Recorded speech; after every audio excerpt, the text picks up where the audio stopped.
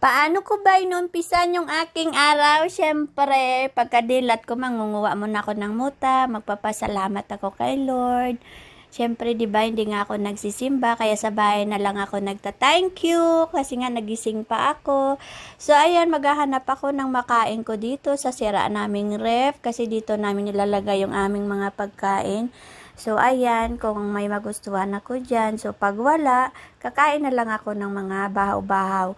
So, ayan, pagkatapos ko mag-almusal, nakapag-toothbrush, nakapaghilamos na, kailangan ko tong ilabas si Karina kasi nga, nangangatok ito sa pinto pagdating ng alas 7 ng umaga. Kapag hindi mo siya nilabas ng alas 7 ng umaga, sigurado meron na siyang pasalubong sa iyo pagbaba mo. Sa mundi, ihi, suka, kung hindi suka, pupo. So, kailangan ko na siyang ilabas dahil nga tanghali na, tapos nakatingin pa siya sa akin kasi bakit bumalik pa daw ako sa taas. So, pinuntahan ko nga daw ito si Kano kung gusto niya nga maglakad kasama kami, pero sabi niya ako na lang daw dahil napuyat nga daw siya kagabi. Hindi ko alam kung anong pinagagawa niya sa computer dahil napuyat nga siya. So ayan, inutusan ko nga nito si Karina, nakatukin na yun si Daddy Jerry niya kasi nga ako sa baba na ako, diba? Habang inutusan ko siya, ang nangyari ako din nang gumawa ng inutos ko sa kanya, tapos siya inantay niya lang ako dito. So ayan, nagpapakitang gilas na naman yan siya. Ibig sabihin, dadalhin daw namin yung mga laruan niya doon sa bakanting lote. Kasi nga, pinapatakpo-takpo ko siya doon tuwing umaga para ba hindi siya maboring. Kasi nga, pag naboring siya, lahat dito sa lamesa, lahat ng maabot niya ay kakainin niya. So, ngayon sabi ko sa inyo, yung suklay ko nasira, yung charger ng cellphone ko nasira, mga sapatos namin dito sira, pati chinela sira, pati yung, basta maaabot niya, pati yung mga lotion namin kapag abot niya yan, sira yan, mga sabon, kung ano-ano yung pinagngangat-ngat niya. So, ang gagawin ko yan sa kanya, dahil naboboryong na siya, dadaling ko siya sa labas, patatakbuhin ko siya doon kasi nga syempre para din silang tao, 'di ba? Maghapon lang kasi siya dito sa loob ng bahay. Kaya pag nakalabas siya, para siyang hyper. So nakaraan nga mayroon siyang hinabol na bata. Hindi niya naman sinasaktan, kaso lang nakakatakot kasi yung kanyang landi ba, yung kanyang laro. So, nag-iyak yung bata, pero syempre, nagsorry naman ako sa tatay ng bata. So, ayan, nandito na nga kami sa bakanting lote. Kung nakikita nyo, kailangan palaruin ko siya ng palaruin, papagodin ko ba siya, para pag uwi niya ng bahay, matutulog na yan siya. So, balak ko nga siya ngayon liliguan kapag tapos na nito namin maglaro, kasi nga madami siyang lisa, tapos nangangamot siya ng nangangamot. So, yung mga balahibo na niya nagliliparan. Pero, kailangan ko lang siyang pagurin kasi mamaya, kasi makikipag-away siya sa akin kapag niliguan ko siya tapos hindi pa siya nakalaro dito sa labas. So, dito talaga namin siya dinadala tuwing umaga, tuwing hapon.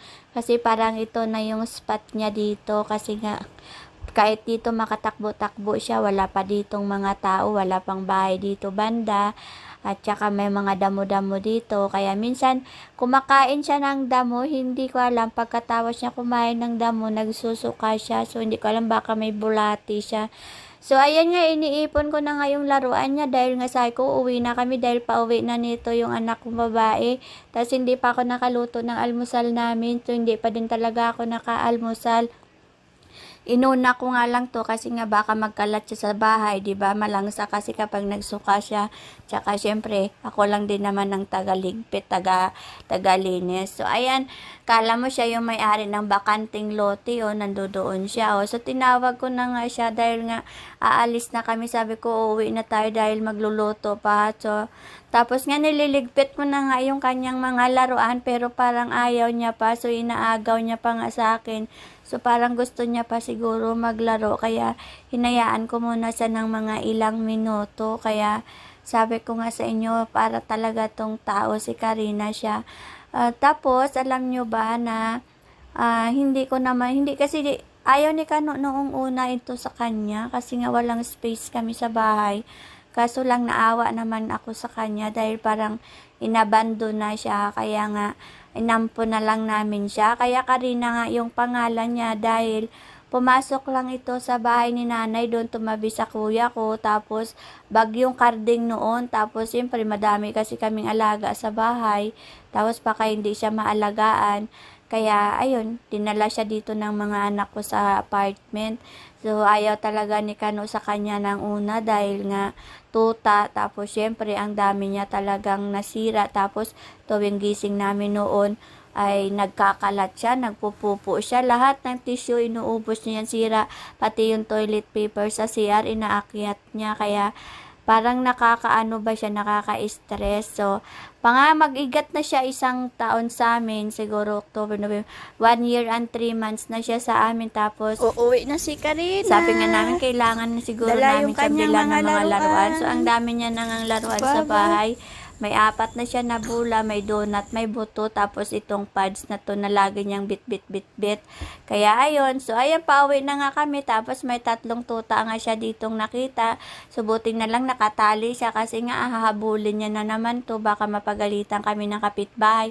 At nakasalubong ko pa nga dito yung kasamahan ko sa Zumba Babes dahil nga nagyayaya yan sila na magkaroon kami ng night out sa susunod na araw. So, ayan, nakasalubong na din namin dito si Andrea. Pauwi na siya galing trabaho, kaya umaharot-harot na naman sa kanya si Karina kasi nga tuwang-tuwa si Karina dahil syempre may pasalubong na naman, bibigyan na naman siya ng biskwit.